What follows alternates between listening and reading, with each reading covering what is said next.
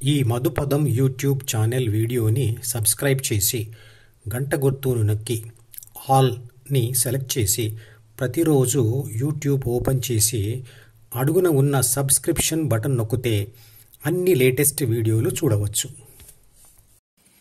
ఇంతకు ముందు వీడియోలో వివరించిన హస్తాంలక శ్లోకాల మొదటి భాగం విని ఇది అర్థం చేసుకుంటే బాగుంటుంది.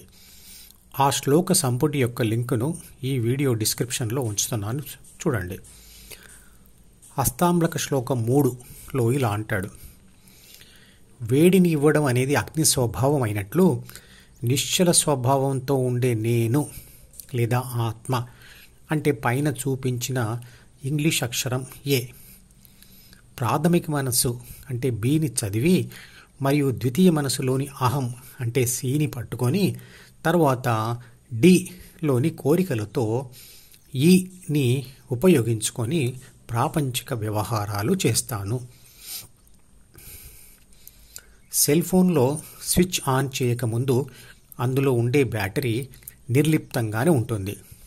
ఆత్మశక్తి కూడా ఒక బ్యాటరీ లాంటిదే.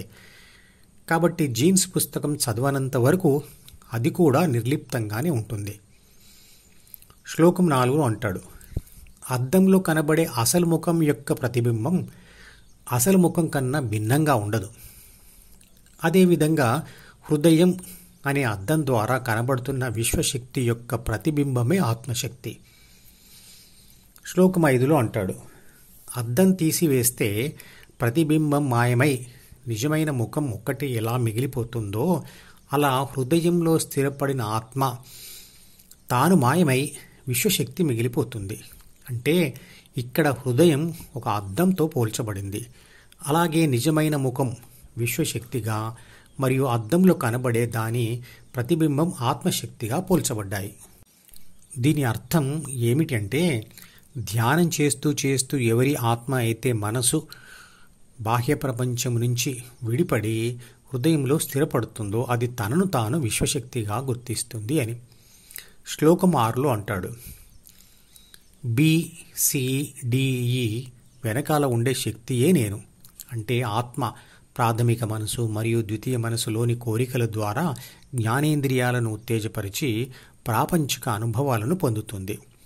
శ్లోకం 7లో ఇలా అంటాడు: ఒకే సూర్యుడు నీటితో నిండిన అనేక నీటి పాత్రలలో ఎలా విడివిడిగా కనబడుతున్నాడో అలాగే విశ్వశక్తియే అన్ని జీవులలో విడివిడిగా ఆత్మగా కనబడుతుంది అని. శ్లోకం 8లో అంటాడు: సూర్యుడు వరుసగా ఒకరి తర్వాత మరొకరి కంటికి కనబడడం కాకుండా అందరికీ ఒకేసారి ఎలా కనబడుతున్నాడో అలాగే విశ్వశక్తి అంటే నేను అందరిలో ఒకేసారిగా ఆత్మగా కనబడుతుంటాను. శ్లోకం 9లో అంటాడు: సూర్యకాంతి పదార్థం మీద పడి పరావర్తనం చెంది ఆ కిరణాలు మన కంటికి చేరడం వల్ల ఆ వస్తువు మనకు కనబడుతుంది, కానీ వెలుతురే లేకుంటే అది కనబడదు. ఆ సూర్యుడు కూడా వెలుతురు ఇవ్వడం నా వల్లే అంటే విశ్వశక్తి వల్లే కదా.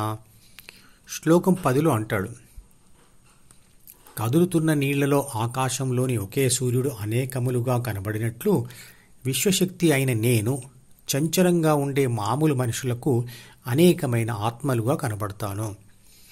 శ్లోకం 11లో అంటాడు: మేఘాల వలన మనకు సూర్యకాంతి చేరకపోవడం వల్ల సూర్యుడే తన శక్తిని కోల్పోయాడని మనం తప్పుగా అనుకున్నట్లుగానే అజ్ఞాని శరీరంలో ప్రాథమిక మనసు ద్వారా ద్వితీయ మనసుకు అతుకుపోయి ఆత్మ పరమాత్మ లేదా విశ్వశక్తిని తెలుసుకోలేడు.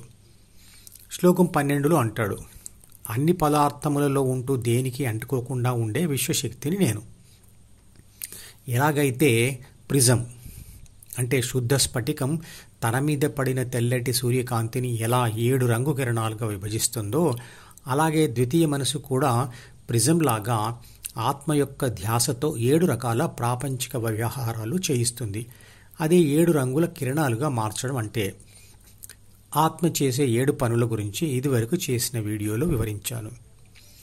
అంటే ఆత్మశక్తిని సూర్యకాంతితో, ద్వితీయ మనసును ప్రిజంతో, అలాగే ప్రిజం నుండి బయటకు వచ్చే 7 రంగుల కిరణాలను ఆత్మ చేసే 7 పనులతో పోల్చబడింది. ఆత్మ ప్రిజం లాంటి ద్వితీయ మనసును చదివినప్పుడు అందులోని కోరికలతో చేసే అనేక పనులు జరుగుతాయి. అజ్ఞానం వలన ఎలా స్థిరంగా ఉన్న చంద్రుని వెలుతురును నీటి అలలు చంద్రుడే చంచలంగా ఉన్నట్లు భ్రమింపచేస్తాయో, అలాగే ద్వితీయ మనసులోని కోరికలు ఆత్మను చంచలంగా మారుస్తాయి.